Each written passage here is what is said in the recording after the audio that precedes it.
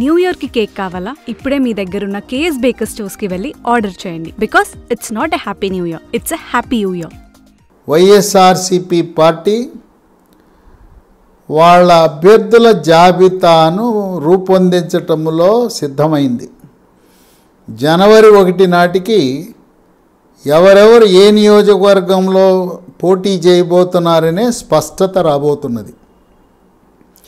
తెలంగాణ రాష్ట్రంలో BRS party చేసిన తప్పులను అధ్యయనం చేసి బీఆర్ఎస్ పార్టీ గనుక ఒక 40 మంది ఎమ్మెల్యేలను మార్చి కొత్త అభ్యర్థులను పెట్టుంటే అధికారము కోల్పోయేది కాదు అనే విశ్లేషణ ఆధారంగా పార్టీకి ప్రభుత్వానికి మంచి పేరున్న స్థానికంగా ఎమ్మెల్యే యొక్క ప్రవర్తన, అతను ప్రజలకు అందుబాటులో లేకపోవటము, స్థానిక ఎమ్మెల్యే యొక్క అవినీతి, అక్రమ అరాచక కార్యకలాపాలు, కమిషన్ల దందాలు, వాటి వల్ల పార్టీ ప్రతిష్ట బాగున్నా అభ్యర్థిపై వ్యతిరేకతతో ఓటమి చెందే అవకాశం ఉన్నదని గ్రహించిన జగన్మోహన్ రెడ్డి కేసీఆర్ చేసిన తప్పు పునరావృతం కాకుండా ఇక్కడ తెలంగాణ రాష్ట్రంలో 40 మందిని జాబితా నుంచి తప్పిస్తే వాళ్ళు వెళ్ళి బీజేపీలోనో కాంగ్రెస్ పార్టీలో చేరే అవకాశం ఉంది. అక్కడ ఆంధ్రప్రదేశ్లో వైఎస్ఆర్సీపీ పార్టీ నుంచి ఎమ్మెల్యేలను తప్పిస్తే తెలుగుదేశంలోనూ జనసేనలోనూ బీజేపీలోనూ ఖాళీ లేవు. అందువల్ల వాళ్ళు వెళ్ళే అవకాశం లేదు. ఎందుకంటే వైఎస్ఆర్సీపీలో ఓడిపోతాడు, అవినీతిపరుడు, అక్రమార్జనపరుడు అన్న అభ్యర్థిని వాళ్ళు తెలుగుదేశం జనసేన వాళ్ళు ఆదరించే పరిస్థితి లేదు. అందువల్ల నిష్కర్షగా జగన్మోహన్ రెడ్డి కొంతమంది ఎమ్మెల్యేలను మీకు సీట్ ఇవ్వను, పార్టీ అధికారంలోకి రెండోసారి వస్తే మిమ్మల్ని గౌరవించే విధంగా పదవులు ఇస్తాను, ఎమ్మెల్సీలు ఇస్తాను, రాజ్యసభలు ఇస్తాను, కార్పొరేషన్ చైర్మన్లు ఇస్తాను, ఆ విధంగా సంతృప్తి పరుస్తున్నాడు. సరే, ఎవడైనా నాకు సీట్ ఇవ్వలేదని పోతే పొమ్మనే దానికి కూడా సిద్ధమైపోయింది వైఎస్ఆర్సీపీ పార్టీ. అక్కడ 2 అంచెల విధానం పెట్టారు. ముందు మానసికంగా సిద్ధం చేయటానికి జగన్మోహన్ రెడ్డిని కలవక ముందు రాజంపేట ఎంపీ మిథున్ రెడ్డి, సజ్జల రామకృష్ణారెడ్డి ఇద్దరు కూర్చోబెట్టి ముందు వీళ్ళను ఎమ్మెల్యేలను అభ్యర్థులను మానసికంగా సిద్ధం చేస్తున్నారు.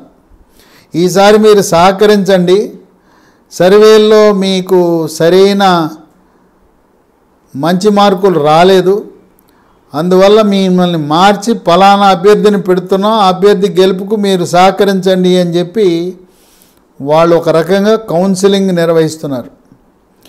ఇప్పటికే ఒక ప్రకటన ద్వారా 3 ఎమ్మెల్యేలకు మేము టిక్కెట్లు ఇవ్వని ప్రకటించేశారు. సంతనూతలపాడు ఎస్సీ నియోజకవర్గానికి చెందిన సుధాకర్ బాబు నీకు సీట్ లేదు అన్నారు. మంగళగిరి నియోజకవర్గానికి చెందిన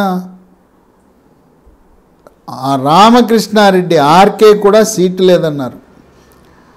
అట్లాగే గుంటూరు వెస్ట్కి తెలుగుదేశం పార్టీ నుంచి పార్టీ మారి వైఎస్ఆర్సీపీలోకి వచ్చిన మద్దాల గిరికి కూడా నీకు ఎమ్మెల్యే టికెట్ ఇవ్వటం లేదు అని చెప్పారు. ఇక ఒక్కొక్కరిగా తాడేపల్లిలో జగన్ నివాసానికి పిలుపు వస్తూ ఉంది. ఆ విధంగా పిలుపు అందుకున్న వారు దాదాపు 26 మంది ఉన్నారు. అధికారికంగా ప్రకటించకపోయినా తాడేపల్లికి పిలుపు వచ్చిందంటే సీటు ఎవరు 1, 2 ప్రస్తుతం ఉన్న స్థానం నుంచి వేరే స్థానానికి పంపటం అంటే నియోజకవర్గ మార్పు, 3 శాసనసభకు కాకుండా లోక్సభకు పంపే ప్రతిపాదన. ఈ విధంగా మార్పులు చేర్పులకు రంగం సిద్ధమైంది. నిష్కర్షగా మొగమాటం లేకుండా జగన్మోహన్ రెడ్డి వాళ్ళకి చెప్పి పంపుతున్నాడు. కొద్దిమంది అసంతృప్తికి గురైనా ఇక చేసేది ఏమీ లేక వేరే మార్గం లేక సరేలే ఈ పార్టీని నమ్ముకుంటే మళ్ళీ రెండోసారి అధికారంలోకి వస్తే ఏదో ఒక పదవి దక్కుతుందనే అభిప్రాయంతో ఎమ్మెల్యేలు సీటు లేదన్నా కూడా సరే దిగాలుగా అలా ఉన్నా వాళ్ళు మేము సహకరిస్తామనే మాట చెప్తూ ఉన్నారు. ఏ నియోజకవర్గాల వారికి పిలుపు వచ్చిందంటే తూర్పుగోదావరి జిల్లా పి గన్నవరం కొండేటి చిట్టిబాబు ఈయనకి సీటు లభించదు.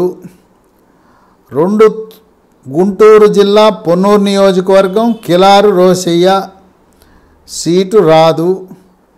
3 అనంతపురం జిల్లా పెనుకొండ మాజీ మంత్రి శంకరనారాయణ సీటు రాకపోవచ్చు.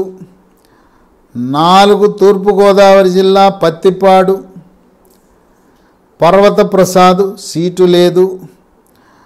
5 తూర్పుగోదావరి జిల్లా అమలాపురం పినిపే విశ్వరూప్ ఈయనకు కూడా సీటు లేదు. 6 రాయదుర్గం అనంతపురం జిల్లా కాపు రామచంద్రారెడ్డి ఆయనకు కూడా సీటు గండం. 7 కళ్యాణదుర్గం అనంతపురం జిల్లా మంత్రి ఉషాశ్రీ చరణ్ ఆమెకు కూడా సీటు గండం.